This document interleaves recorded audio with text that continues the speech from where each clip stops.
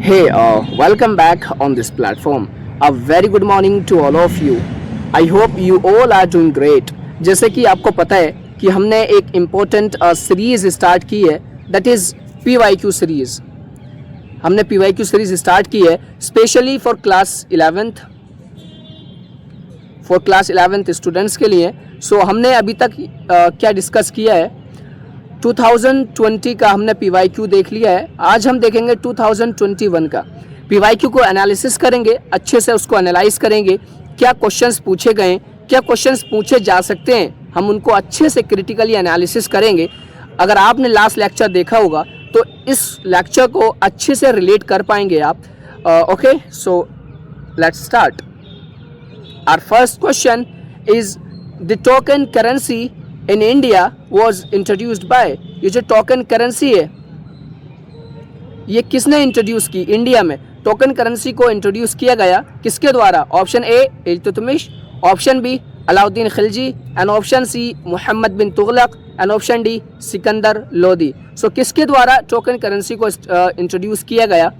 सिकंदर लोदी ये तो नहीं होगा, ना ही इल्तुतमिश होगा, लेकिन अलाउद्दीन खिलजी भी नहीं होगा. मोहम्मद बिन तुगलक, यस, इन्होंने इस टोकन करेंसी को इंट्रोड्यूस किया. अच्छा, ये वही मोहम्मद बिन तुगलक हैं, आप अच्छे से रिलेट कर पा रहे होंगे, जिनकी मैक्सिमम पॉलिसीज़ बिल्कुल फेल रही, कोई भी काम नहीं आई. हालांकि इन्होंने एक करेंसी का इजाद किया, दैट इज़ टोकन करेंसी. ये भी, इसका भी एक ड्रॉबैक रहा. वो ड्रॉबैक क्या रहा? ड्रॉबैक ये रहा कि जो क्वांटिटी है वो ज़्यादा हुई और उसी वजह से जो वैल्यू है इसकी वो डिक्रीज़ हो गई, इसीलिए इसका महत्व नहीं रहा. इसका मतलब क्या हुआ, इसका इम्पैक्ट ये पड़ा, मान लीजिए आप बाज़ार गए, आपने 1 किलो वेजिटेबल लेने के लिए वहाँ पर आपने 1 बोरी पैसा दिया, 1 बोरी कैश दिया, क्योंकि ये इतनी आम एक लोकल करेंसी थी कि हर कोई अपने घर पर, हर कोई एक कम्युनिटी बनकर अपने एक लोकल एरिया में इसको जनरेट कर पा रहा था और वो फ्लो कर रही थी पूरी मार्केट में, इसीलिए उसकी वैल्यू बहुत कम हुई, इसीलिए ये पूरा प्लान इसका एकदम फेल हुआ. अच्छा, जब मोहम्मद बिन तुगलक की बात आ ही गई है तो ज़रूरी नहीं है सिर्फ हर बार यही पूछे, अब ये भी पूछ सकता है कि मोहम्मद बिन तुगलक ने और क्या चीज़ की. सबसे पहले जब बात करते हैं मोहम्मद बिन तुगलक की, तो ये कैपिटल को शिफ्ट करता है 1337 AD में. ये कैपिटल को शिफ्ट करता है, कहाँ पर करता है? ये करता है दौलताबाद. ये एक इसका इम्पोर्टेंट काम रहा. हम क्या देख रहे हैं पता है? हम PYQ के थ्रू ये देख रहे हैं कि कहाँ से क्वेश्चंस बन सकते हैं, क्या क्या चीज़ें इंपॉर्टेंट हैं. तो इस क्वेश्चन से हमें पता ये लगा कि मोहम्मद बिन तुगलक के ज़माने में जो भी इम्पोर्टेंट काम हुए वो सब इम्पोर्टेंट हैं. सो इन्होंने कैपिटल को शिफ्ट किया दिल्ली टू दौलताबाद 1333 AD में, और उसके बाद इन्होंने और भी काम किए, जिसमें कि एक दीवाने कोही नाम से एक मुहिम चलाई, जिसको डिपार्टमेंट ऑफ एग्रीकल्चर कहा जाता है. माना जाता है कि इन सब में जितने भी ये पॉलिसीज़ लाए अपने दौरे खिलाफत में, इन सब में अगर सबसे ज़्यादा कुछ फेमस रहा या किसी ने सबसे ज़्यादा इम्पैक्टफुल रहा, सो वो यही था, दीवाने कोही. ये एग्रीकल्चर के लिए एक सिस्टम लाए. एग्रीकल्चर का इरिगेशन कैसे होगा, कैसे इसको हार्वेस्ट किया जाएगा, ये पूरा एक सिस्टम लाए जिसको दीवाने कोही कहा जाता है. अब क्वेश्चन में आ सकता है, दिस सिस्टम दैट इज़ दीवाने कोही इंट्रोड्यूस्ड बाय, तो आपने याद रखना है मोहम्मद बिन तुगलक. सो PYQ का यही काम होता है. अच्छा, इन्होंने एक काम और किया, एक दुआब टैक्स लगाया. दुआब आप जानते हैं, दुआब एक रीजन होता है जो कि रिवर के कॉन्फ्लुएंस पर होता है, जहाँ से पानी आता है रिवर का, जिसको टाइड कहते हैं, वो वापस चला जाता है. सो उतने रीजन को दुआब कहते हैं. अच्छा, वो जो लैंड होता है ना, वो मोस्ट फर्टाइल लैंड की कैटेगरी में आता है. ये जनरल अवेयरनेस का क्वेश्चन भी बन सकता है कि दुआब रीजन की फर्टिलिटी कैसी होती है, पुअर होती है या मोर फर्टाइल होता है. सो जितना भी वहाँ पर प्रोड्यूस हुआ उसका कुछ पोर्शन गवर्नमेंट को जाता था in the form of Doab tax. So ये किसने किया? ये भी मोहम्मद बिन तुगलक ने इंट्रोड्यूस किया. और ये 3 से 4 चीज़ें इंपॉर्टेंट हो जाती हैं. फिर एक ये कि जो इब्ने बतूता है, एक ट्रैवलर था, फॉरेन ट्रैवलर, ये भी इनके ज़माने में आया. तो हमें पता चल गया, हमने अच्छे से एनालाइज़ किया कि मोहम्मद बिन तुगलक के ज़माने में क्या क्या हुआ. अगर क्वेश्चंस कोई आता है बाई चांस इस साल इससे रिलेटेड, तो हमारा क्वेश्चन नहीं छूटेगा. इसी तरीके से, अच्छा आपको क्या लगा, सिर्फ आपने ये एक क्वेश्चन किया, यहाँ से 4 क्वेश्चंस आपने जनरेट किए. इसी तरीके से हम इस सीरीज़ को आगे बढ़ा रहे हैं. मुझे नहीं लगता कि ऐसी कोई सीरीज़ यूट्यूब पर होगी.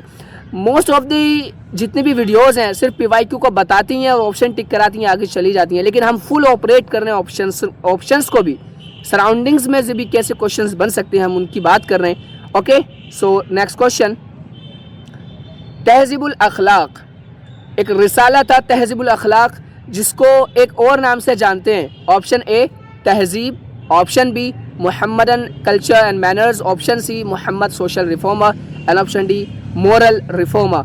सबसे पहले आप ये जानिए कि तहज़ीबुल अखलाक स्टार्ट किसने किया? Sir Syed Ahmad Khan, yes, the founder of Aligarh Muslim University has started a risala that is Tahzibul Akhlaq. So अगर अब ये आ जाए कि तहज़ीबुल अखलाक किसने स्टार्ट किया और कब स्टार्ट किया, सो आपने ये भी याद रखना है। इससे पता ये चला कि यहाँ से 2 क्वेश्चंस और बन सकते हैं, किसने स्टार्ट किया और कब स्टार्ट हुआ। ओके, ये मैं एक्स्ट्रा इन्फॉर्मेशन दे रहा हूँ जो कि इस साल प्रोबेबिलिटी है कि क्वेश्चंस आ जाएं। ओके, सो पूछ रहा है कि इसका दूसरा नेम क्या था। अच्छा, तहज़ीबुल अखलाक का मतलब ये है कि सर सैयद अहमद ख़ान ने बताया कि एक इंसान को किस तरीके से अपनी ज़िंदगी को व्यतीत करना है, कैसे अपनी ज़िंदगी को गुजारना है, किस सलीक़े से, किस अंदाज से। If you are a student, if you are literate, so क्या आपके अंदर मोरल होने चाहिए, क्या आपके अंदर मैनर्स होने चाहिए ताकि लगे कि हाँ आप पढ़े लिखे हो, एक अच्छे वे में आप ज़िंदगी को व्यतीत करें। ये सारी इन्फॉर्मेशन इंसानियत से रिलेटेड, सोशली रिलेटेड तहज़ीबुल अखलाक में मेंशन है, जो कि सैयद अहमद ख़ान इसके बारे में डिस्कस करते हैं। सो डायरेक्टली यहाँ से हम कह सकते हैं कि सोशल रिफॉर्मर यानी सामाजिक बदलाव के बारे में जब बात आती है तो तहज़ीबुल अखलाक के रिसाले के अंदर ये मौजूद है। सर सैयद अहमद ख़ान ने बताया कि हम कैसे सोसाइटी को चेंज कर सकते हैं, हम अपने अंदर कैसे चेंजेस ला करके। So okay, option C is correct. Next question, the deluge, it means the great flood occur in the period of, ये एक ग्रेट फ्लड आती है, ये किसके टाइम पीरियड में आई? Option A prophet Nuh, option B prophet Lut, option C prophet Ibrahim and option D prophet Zakariya. So बताइए student, great flood, great flood की जब हम बात करते हैं सो प्रॉफिट लूत नहीं, प्रॉफिट इब्राहिम नहीं एंड ना ही prophet Zakariya, option D, but yes prophet Nuh. अच्छा, इसके पीछे का बैकग्राउंड क्या है? बैकग्राउंड ये है कि हज़रत नूह अलैहिस्सलाम जो कि एक नबी थे, इनकी उम्मत बेशुमार गुनाहगार, बेशुमार गुनाहगार, ज़्यादा ही गुनाह कर दिए। सो इन्होंने क्या किया, अपनी उम्मत के लिए अल्लाह से बद्दुआ की, और अल्लाह से बद्दुआ की, उसका नतीजा ये निकला कि अल्लाह तबारक व तआला ने एक अज़ाब उन पर नाजिल किया in the form of great flood. So उसी लिए कहा जाता है कि उस दौरे खिलाफत में एक महाबाढ़ आई जो कि अब तक ऐसी शुमार नहीं की जाती है, कोई आई होगी। सो ये किसके ज़माने में आई थी? प्रॉफिट नूह के। ये क्यों आई थी? क्योंकि हज़रत नूह अलैहिस्सलाम ने अपनी उम्मत के लिए बद्दुआ की थी ताकि अल्लाह तबारक व तआला ने एक ग्रेट फ्लड नाजिल फरमाई in the form of azab. Okay, next question, in Islamic history the 9th year of Hijra is known as, Islamic history में जो 9th year of Hijra, it means 9 Hijri, इसको कैसे माना जाता है? Option A year of deputation, option B year of sorrow and option C year of joy and option D year of caliphate. अच्छा, year of caliphate को actually 632 AD भी माना गया है। एक्चुअली ऐसा कोई ईयर होता नहीं है, लेकिन हाँ कह सकते हैं। लेकिन ईयर ऑफ जॉय नहीं, ईयर ऑफ डेप्यूटेशन भी नहीं, लेकिन ईयर ऑफ सोरो। अच्छा, 9 हिजरी को ईयर ऑफ सोरो क्यों कहा जाता है? अभी मैं कंफर्म रिकॉल नहीं कर पा रहा हूँ, लेकिन येस इस ईयर में इट मीन्स 9th ऑफ हिजरी को हज़रत खुदैजा रज़ियल्लाहु ताला अन्हा जो कि आपकी वाइफ है, उनका इंतकाल होता है, और साथ में हज़रत हमज़ा रज़ियल्लाहु ताला अन्हु का जो आपके चचा हैं उनका इंतकाल होता है। सो ये दो ग्रेट पर्सनालिटी का ये इंतकाल होता है इनका कब? 9 हिजरी को। 2 ग्रेट पर्सनालिटी का इंतकाल होता है। सो ये जो 9 हिजरी रही ये बहुत ही दुखद और सोरोफुल हुजूर सल्लल्लाहु अलैहि वसल्लम के लिए रही, इसीलिए इसको 9th ईयर को ईयर ऑफ सोरो कहा जाता है। आई होप क्लियर हुआ होगा। Okay, next question, sir Syed Ahmad Khan died on, Syed Ahmad Khan कब इंतकाल हुआ? यहाँ से 2 क्वेश्चंस बन सकते हैं, एक तो डैड का जो कि आया है, एक बॉर्न का, कब इनका जन्म हुआ। सो डैड 27 मार्च 1898 को इनका इंतकाल होता है, लेकिन जब हम पैदाइश की बात करते हैं तो 17th ऑफ अक्टूबर 1 मिनट दूसरी स्लाइड लेते हैं। जब हम बात करते हैं as such option B is correct, लेकिन जब हम बात करते हैं बॉर्न की, सो 17th of October 1818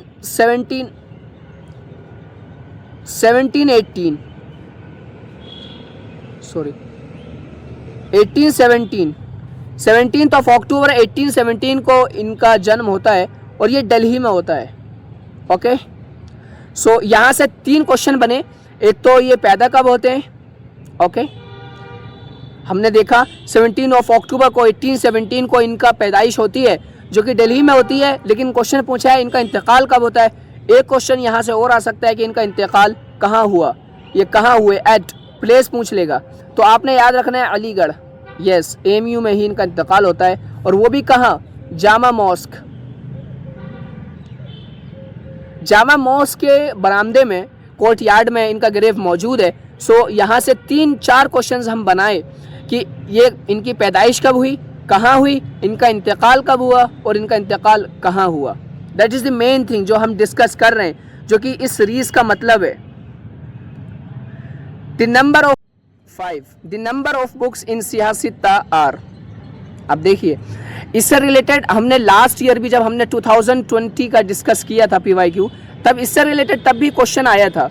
लेकिन अभी पूछ रहा है कि सियासत्ता में कितनी बुक्स कंक्लूड हैं, सियासत्ता में कितनी बुक्स का कलेक्शन है। So option A 2 books, option B 5 books, and option C 6 books, and option D 7 books. So बताइए, पिछले बार आया था कि सबसे पहले हदीस की बुक कौन है, इवन दो ये रिलेटेड है, because Sihah Sittah actually is nothing but the collection of the Hadith. 6 books of हदीस की एक कलेक्शन है जिसको सियासत्ता के नाम से जाना गया। सो आपने याद रखना है ऑप्शन सी इज़ करेक्ट। लेकिन अभी हम यहीं पर ख़त्म नहीं करेंगे, बट अब हम ये देखेंगे कि ये बुक्स कौन कौन सी थी। ओके, इन बुक्स के नेम देखेंगे। सो फर्स्ट बुक आती है सही बुखारी, फर्स्ट आती है सही बुखारी, एंड सेकेंड बुक आती है सही मुस्लिम, ओके, एंड थर्ड आती है अबू दाऊद, सुनन अबू दाऊद जिसको कहते हैं सुनन अबू दाऊद, एंड नसाई, सुनन अबू नसाई, एक नसाई है। Okay, first, second, third, fourth and fifth. Fifth की जब बात करते हैं तो आता है अल तिर्मिद जिसको तिर्मिजी शरीफ कहा गया, एंड नंबर 6 पे आती है इब्ने माजा। सो ये 6 बुक्स सियासत्ता के अंदर हैं। क्वेश्चन पूछ सकता है कि which one of the following is not come under the Sihah Sittah, या which of the following is not part of the Sihah Sittah, इस साल पूछ सकता है। सो आपने याद रखना है कि सियासत्ता के अंदर कितनी बुक्स मौजूद हैं और सियासत्ता के अंदर कौन कौन सी बुक्स हैं, उनके रिस्पेक्टिव नेम्स भी याद रखने हैं। सही बुखारी, सही मुस्लिम, सुनन अबू दाऊद, सुनन अबू नसाई, अल तिर्मिज़ और इब्ने माजा, ये 6 बुक्स मौजूद हैं। ओके, तो यहाँ से क्वेश्चन बनाया है ना हमने एक्स्ट्रा, ऐसी क्वेश्चन को एनालाइज करना होता है। Okay, our next question, the second battle of Panipat was fought in. जो सेकंड बैटल ऑफ पानीपत हुई वो कब लड़ी गई? Option A 1526, option B 1556, option C 1550 and option D 1560। So बताइए स्टूडेंट्स, जाहिर है 1560 आप डायरेक्ट एलिमिनेट कर सकते हो, एंड 1550 एज सच कोई डेट है ही नहीं। जब आप बैटल्स के बारे में पढ़ोगे, बैटल्स की अगर आप अच्छे से डेट पढ़ी होंगी तो ऐसी कुछ डेट ही नहीं है 1560 और 1550 में जो बैटल्स लड़ी गई हों। लेकिन आप यहाँ पर कंफ्यूज हो सकते हो तो इसने पूछा है सेकंड, आपने याद रखना है फर्स्ट नहीं, second battle of Panipat. So second battle of Panipat होती है 1556 में। अब यहाँ से क्वेश्चंस ये आया, लेकिन एक क्वेश्चन और बन सकता है कि ये किसके बीच में हुई, बिटवीन किसके हुई, ये भी तो आ सकता है, ज़रूरी थोड़ी है यही आएगा। सो जब हम बिटवीन की बात करते हैं सेकंड बैटल ऑफ पानीपत की, सो ये 2 लोगों के बीच में हुई, अकबर एंड हिमू। ओके, सो हम यहाँ से एक्स्ट्रा क्वेश्चंस भी देख रहे हैं जो कि बनने की प्रोबेबिलिटी है। सेकंड बैटल ऑफ पानीपत 1556 में हुई और ये हुई किसके बीच में? अकबर एंड हेमू के बीच में। ये हमने एक एक्स्ट्रा क्वेश्चन बनाया बट यहाँ से 2 क्वेश्चन और बन सकते हैं एंड ज़रूरी नहीं है कि इस बार सेकंड बैटल ऑफ पानीपत पूछी है तो इस बार भी वही पूछे, इस बार फर्स्ट बैटल ऑफ पानीपत भी पूछ सकता है, क्योंकि पानीपत की 2 फेमस बैटल्स हुई, फर्स्ट एंड सेकंड। जो फर्स्ट बैटल ऑफ पानीपत हुई वो ऑप्शन ए इस यहाँ पर मौजूद है। इट मीन्स 1526 में फर्स्ट बैटल ऑफ पानीपत होती है।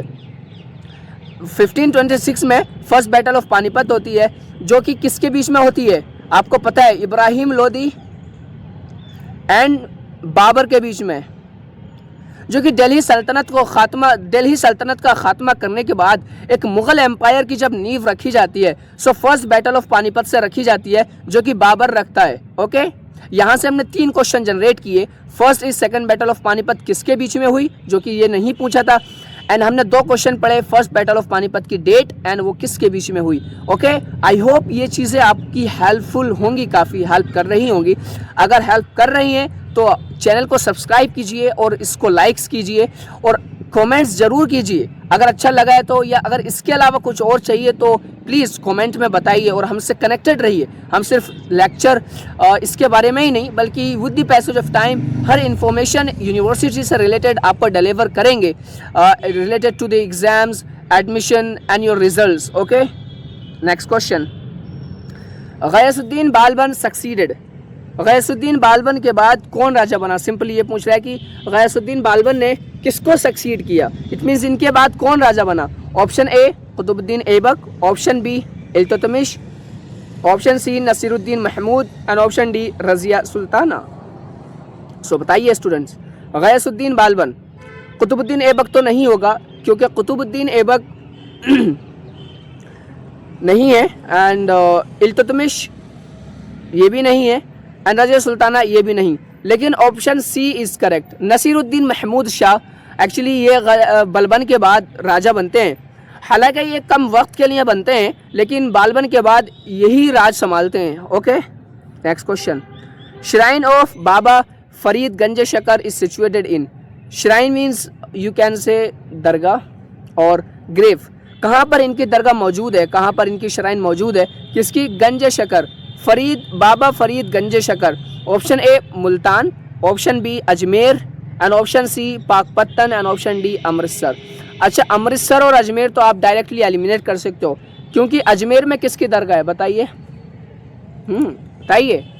ख्वाजा मुइनुद्दीन चिश्ती रहमहुल्लाह, मुइनुद्दीन चिश्ती की अजमेर में, अजमेर एक संजर जगह है, सो अजमेर में इनकी दरगाह मौजूद है। सो अमृतसर नहीं होगा और अजमेर नहीं होगा, मुल्तान ऐसा कुछ नाम नहीं सुना, लेकिन Pakpattan, yes, option C is correct. Sorry, Pakpattan में इनकी दरगाह मौजूद है।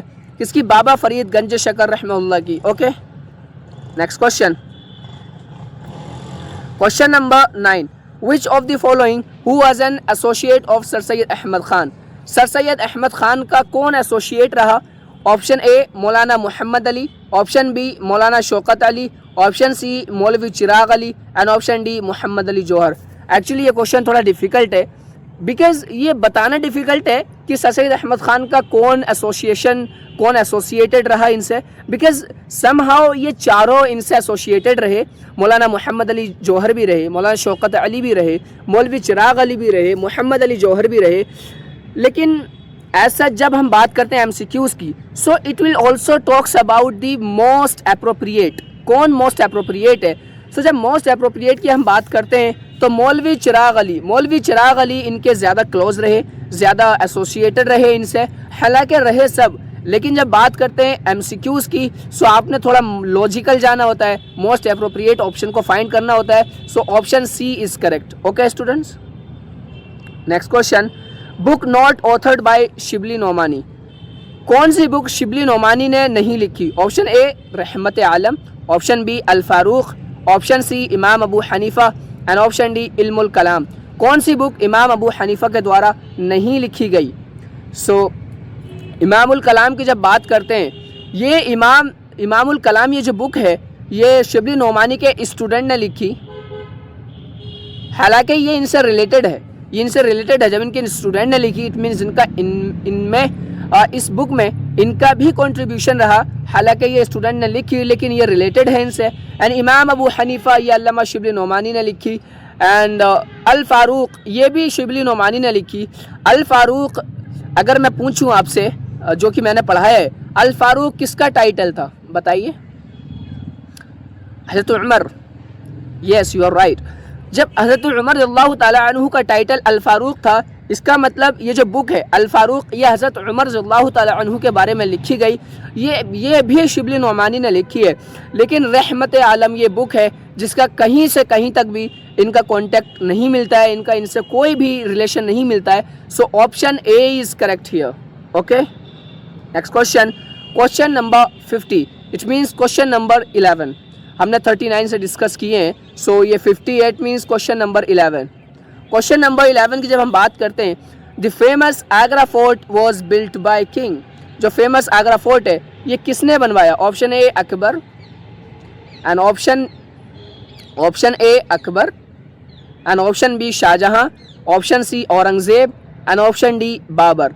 अब यहाँ से हमें क्या पता लगा? पता ये लगा जितने भी मुग़ल एम्पायर के रूलर रहे, फेमस जितने भी रूलर रहे, उन्होंने जो भी फेमस कंस्ट्रक्शंस करवाए, उनकी बिल्डिंग्स, उनके कंस्ट्रक्शंस ये इम्पोर्टेंट हैं। अब आपने क्या करना है, इन ऑप्शंस के थ्रू इनका जितना भी इम्पोर्टेंट कंस्ट्रक्शन रहा वो आपने देखना है कि किसने क्या बनवाया।